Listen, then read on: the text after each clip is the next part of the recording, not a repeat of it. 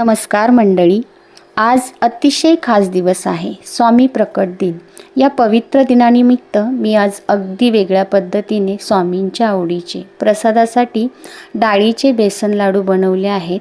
विशेष म्हणजे मी यात बेसन पीठ वापरलेलं नाही आहे आणि पीठ भाजलेलंही नाही आहे, तरीसुद्धा अतिशय चविष्ट आणि मऊ आणि झटपट तयार झालेले हे लाडू तुम्हालाही प्रसादासाठी बनवायचे असेल तर नक्कीच तुम्ही ही रेसिपी कंटिन्यू करा। तर सर्वांना आज स्वामी प्रकट दिनाच्या खूप खूप शुभेच्छा आणि सर्वांवर स्वामींचा आशीर्वाद राहो हीच मी स्वामीचरणी प्रार्थना करते। चला तर तुम्हाला रेसिपी पूर्ण पाहायची, अजिबात स्किप करू नका। चला तर मग रेसिपीला सुरुवात करूया। इथे मी 1 वाटी डाळ घेतलेली आहे, आपली चणा डाळ असते ती घ्यायची। पाहू शकता प्रमाण अगदी व्यवस्थित मी सांगितलेलं आहे, त्या प्रमाणानुसार केलं तर तुमचा लाडू अजिबात बिघडणार नाही।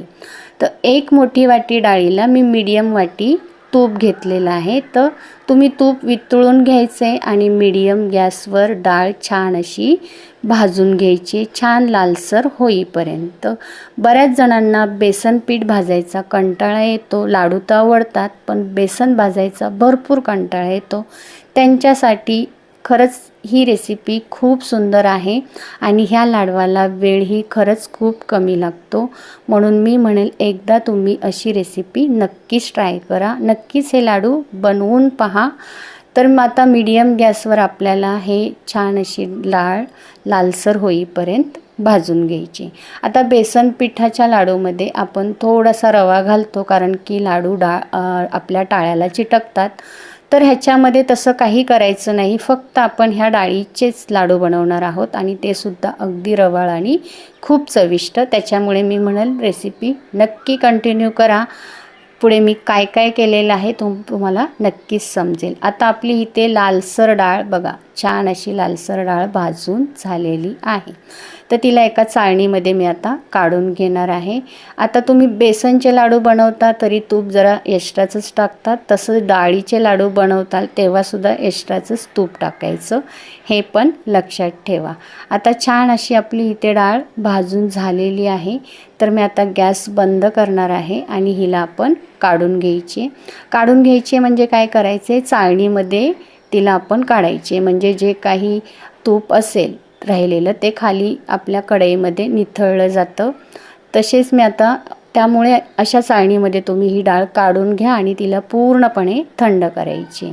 पाहू शकता आता मी तिला काढतच आहे आणि काढून झाल्याच्या नंतर आपण एका ताटामध्ये तिला ठेवायचे, म्हणजे काय होतं पूर्णपणे काही जे तूप असेल ते खाली निथळलं जातं आणि आपली डाळ छान अशी थंड करून घ्यायची।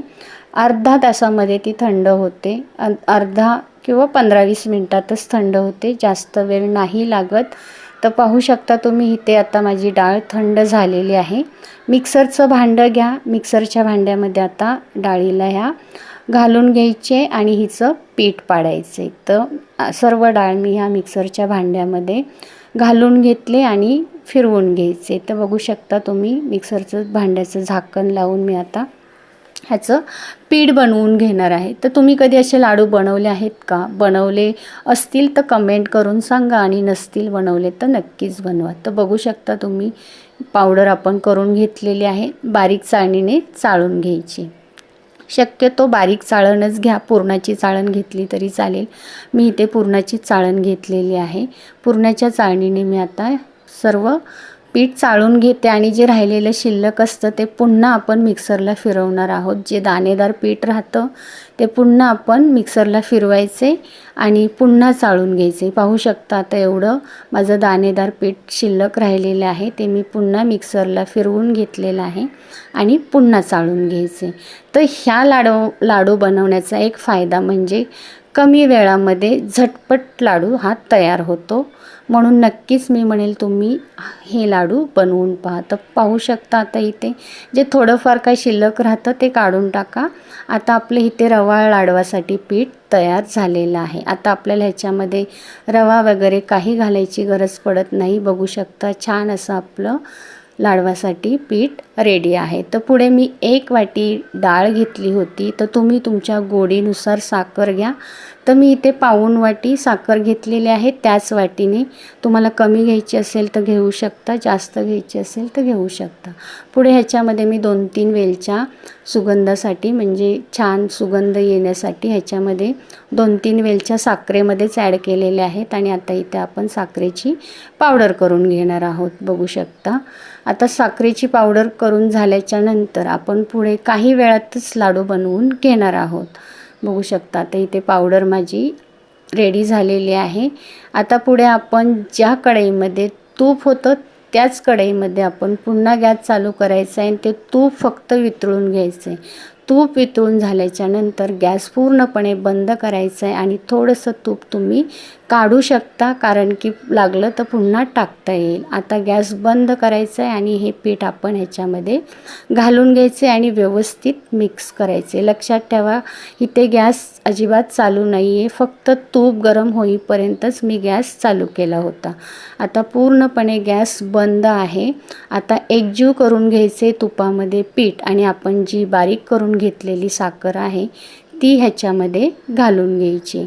तूप मी एवढ्यासाठी काढून ठेवलं आहे की जेणेकरून लागलं तर पुन्हा टाकता येतं, म्हणून सुरुवातीला थोडंसं तूप काढून घ्या आणि नंतर लागलं तर तुम्ही त्याच्यामध्ये ॲड करू शकता। कधी लागतं कधी नाही लागत असं होतं। तर साखर पण मी 2 टप्प्यामध्ये टाकून घेतली आहे, ती पण पूर्ण साखर मी टाकलेली आहे ह्याच्यामध्ये। आता एक जीव मी इथं पिठाचं करून घेतलं आहे, थोडंसं तूप लागलं आहे मला, पुन्हा मी ह्याच्यामध्ये तूप ॲड केलं होतं। आता पाहू शकता एक जीव पीठ झालं आहे आपलं। आता एका बाउलमध्ये मी ह्याला काढून घेते।